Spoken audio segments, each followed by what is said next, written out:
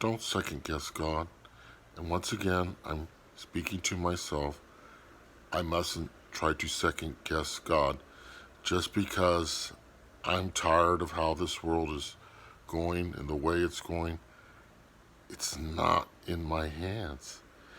And I better be humble enough to accept that. God's ways are not our ways. God's timing is not our timing. But still they're at it. Still they're saying, well, we can calculate this and this and this, put these numbers together, and this is the day the rapture is going to happen. Or this is what's going to happen next in God's plan. Don't do it because you will be foiled every time. Don't second guess them. Don't try to predict not just today, but what's even coming next. Even regards this La Palma volcano. Oh, it looks like something is coming. Absolutely.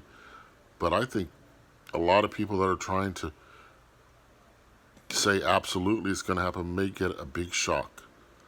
God, okay, maybe God is vaguely amused by it. I wonder. I find it slightly irritating. And the reason I find it irritating is because the constant waiting for something to happen detracts from what we are supposed to be doing, the Lord's work. And once again, drawing near to our Lord. If, as I saw in one comment, if you're waiting for that boot to fall, you're going to live in fear and total anxiety.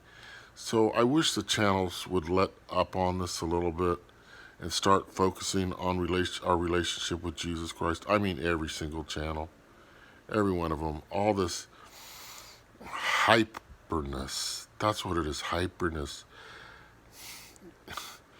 I am in no way denying that these things can happen and may happen, but I do not believe they're going to happen according to anyone's, timeline. Yeah, no way.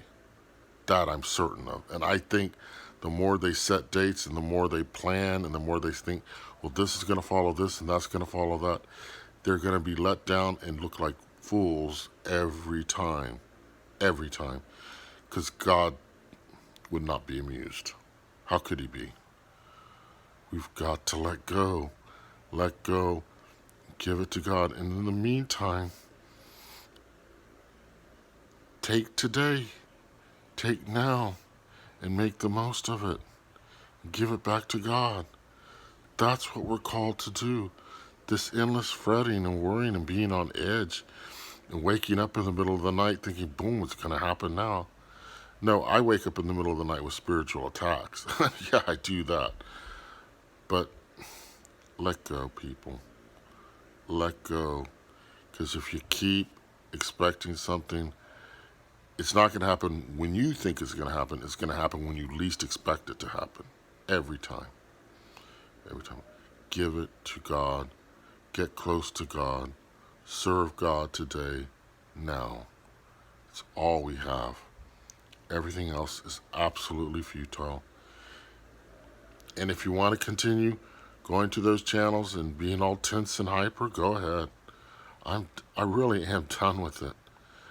I have to live in this moment and in this prayer.